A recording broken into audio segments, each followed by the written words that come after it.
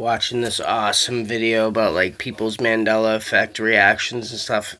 You guys gotta really just pardon me. I'm so overly exhausted. I left at like 10ish, and it's 1:30 something right now. But I'm listening to these Vanessa VA, awesome channel. She does Mandela effect, like they're like testimonies and angry responses to finding out this stuff and everything, right?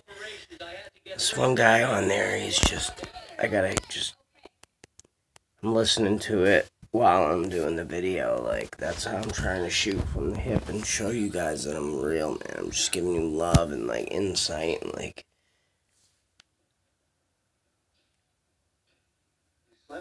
can't go through having these experiences. It's so hard, like a fucking insurmountably, like unbelievably hard, guys. Like, okay, so I'm gonna make a little condensed version. I'll go into some of these stories into great detail, but I'm gonna try to run over a few experiences that I've had as an experiencer. So you have things happen, like you feel these entities around you, have lucid dreams and almost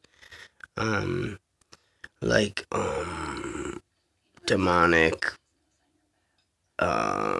harassment in dreams that are lucid, and these demons are friggin' shaking you up, and one was like so vivid to where my whole room was trashed, and then all of a sudden it came back, and my mother came in the room, and like everything was all better again. It was different. It was like a different it wasn't like it was beyond like a ghost fucking up your room, guys. Like it flipped the whole fucking quantum reality shift. It made the room different again, but from before it fucked it all up, and it was pulling, like I've been pulled into another dimension. And I've been there before, and I've connected to this shit, because I was so sick when I was born. And, like, I have a scar across my whole stomach. Like, I don't know if I should show it. Like, I'm embarrassed, and it's crazy, and it hurts. Like, I'm gonna show you. See that scar? Runs across my whole abdomen from up here to all the way down. That's all scar across my whole midsection, and because I had diaphragmatic hernia and my lungs were collapsed and my heart was down by where my intestines were, and they told my mother that I wasn't gonna make it. Go ahead and plan the like, you know, final expenses and stuff. Like, you know, you may want. I'm gonna go through this at some point, and some miracle doctor like explained how to fix me over the phone from like a different country. Really, it was overseas and shit. And you know, I grew up in that broken home, and you know, there's just a lot of passion, emotion, and things going through. And my family was a great family. My father's talented, an inventor. He invented the pens in the bank. It's called a security pen with the wire on it, and because people were stealing them. There was never a pen in the bank back in like the 60s and shit, 50s and 60s, and he was like, I'm gonna fucking make a pen that you can't even tie to a bumper of a car and pull off. That was his commercial, and like some guy helped him, and they're in the banks now, you know. But I don't want a fortune handed down from daddy anyways, you know what I mean? When I went to the funeral, they were like, oh, you gonna go into the family biz? And it was like a failure. My dad got ripped off and fucked. It was like on the verge of fixing it, but he's too old and worn down, and, you know. It was like, that's like a bad memory, you know. I told my brothers and sisters, I'm like, it's fucking like it's like a horror story. I don't even think about it. I just want, you know, they were asking me, you want to take over the family business? I'm like, are you fucking kidding me? I want nothing to do with that horror show. It's the failed it's like a family friggin' business. Like, it's a stupid thing. Like, somebody who's invented like it's just something silly. Like, it was a good innovation. I don't want to dumb it down and say like a fidget or something. He used to do fidgets and these little fidget things for like stress relief too. But like, And then he did the Santa's hang-ups for hanging up stockings, but it was dual, like it clipped on a beam and you could hang your bikes in the barn and shit like that. Like, it was like, he was smart, man. He was a machinist. And so so these experiences get deep, and I'm like, I'm feeling these energies and I'm connected to all this. I miss my father, man. And and I'm there with my mother taking out all her pain on me, and these demons are like attacking me, and she sends me up to her room to get things. As a small child, like 4 or 5 years old, oh, right, can you make it up there? I remember being barely that old. Like, she's like, you think you can do it? I remember the first couple times, go get my cigarettes, and, her little cigarette purse with her little cigarette. Or like the remote for the TV. Back then, you may have left it up there or something. It was just like, and I always had these horrible feelings, and I could feel it was like straight out of like poltergeist, like this horrible energy coming out, and like I'd go in there and these demons would attack me, and I would hear voices like poltergeist. It's almost like you hear it for real, but it's not physically there. You hear this voice. I mean, they're like, we're gonna get you, you're gonna die, we're gonna kill you. But it wasn't like, it was like more like you heard the words, but you didn't, and it was like emotion. Like, it was definitely like, we're gonna fucking get you, and you are doomed, and we're gonna rip you apart, and we're gonna consume you. But there was no words to it, but you put your own word, like, wow, you wanna kill me and eat me, oh my god. Horrible feeling, to where I would cower. I would run up there and pretend to be big and strong. I'm a big kid now for my mom, but I was deathly afraid of it, shaking in my boots, and I'd go up there and just face it, and it would fucking attack me. And then, so that's where I listened to the Corey Good stuff, and I'm pissed that there's a lot of hoopla about, like, if he's full of shit, and David Wilcock and stuff, because, dude, when he mentioned the sphere being alliance, because there was a very profound experience where I went up, and it was a giant sphere being, and it, like, same type of experience where you could feel it, and you could see it. You got a visual, but it wasn't a physical visual. It was a visual in your mind. You felt all these things, and you visualize it in your mind. You feel it so strong, and it's taking a hold of you, and you're shaking, you're cold and scared, and it's communicating with you, and it's giving you visuals in your mind. And you feel the visual. It's unfucking real. So that's what rang true when he said that sphere being alliance stuff, and the sphere beings. So I don't know if they're like here to hold us back and protect us from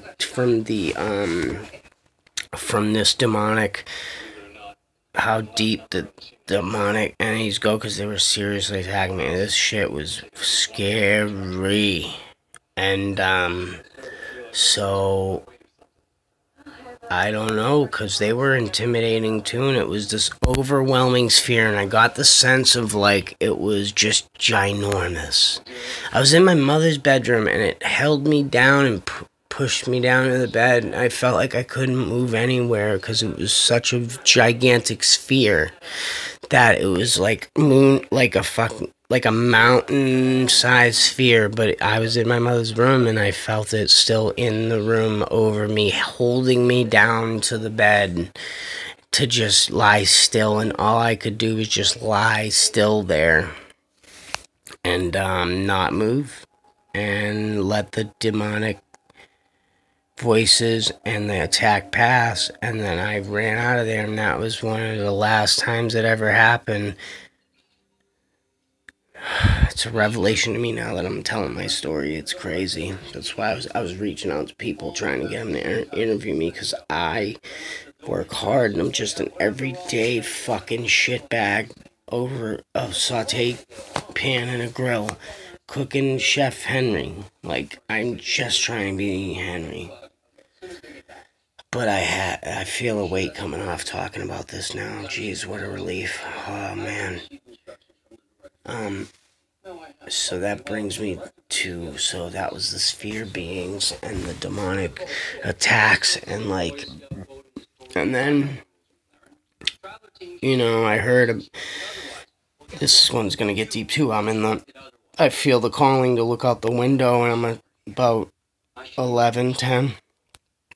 My grandma's babysitting me, mom's at bingo, and I look out the window. I feel the urge, something's pulling me to look out the window. I look out the window, and I fucking see this gigantic, enormous fucking oval, like alien saucer spacecraft, but it's ovular, kind of. It's so huge, and it's only like 100 feet off the ground.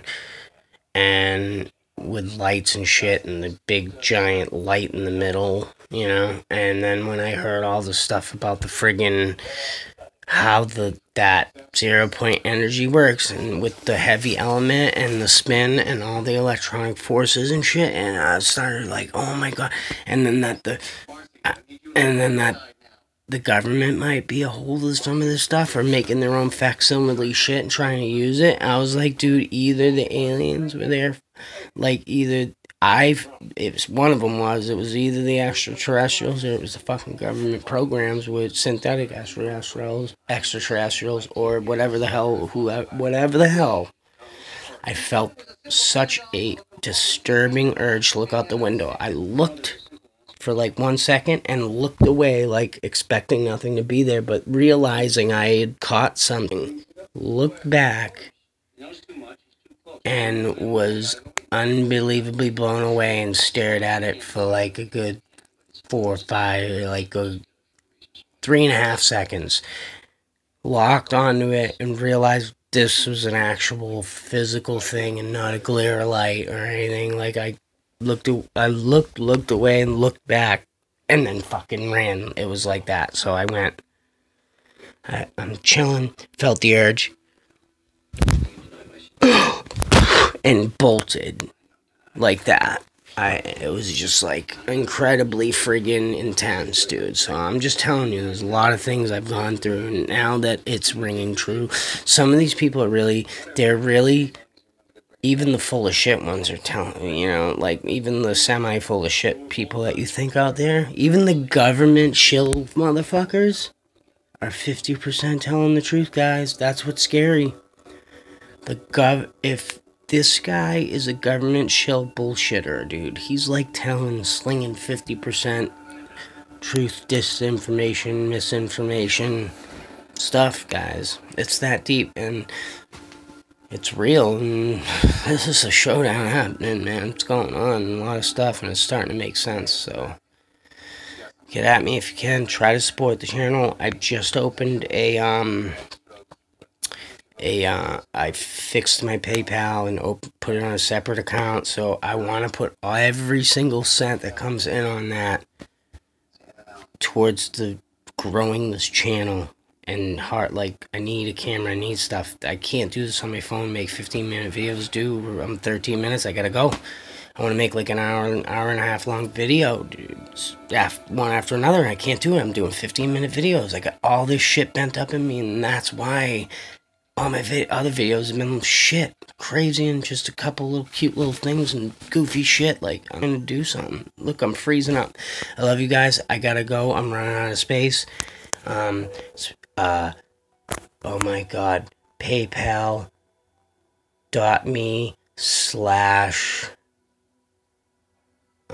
fund for truth. All one word. PayPal.me/ fund for truth. All one word. Hit me. You'll see my picture. Please donate, support, like, subscribe, share, all that good stuff. Please, guys, let's try to kick this off and let's do something big. Again, GoFundMe. .me/ fund for truth. All one word. Fund for truth. All one word. Love you guys. Take care. I hope we can do something here. There's some big shit going on. We're getting close here. Keep it up. Love you guys. Bye.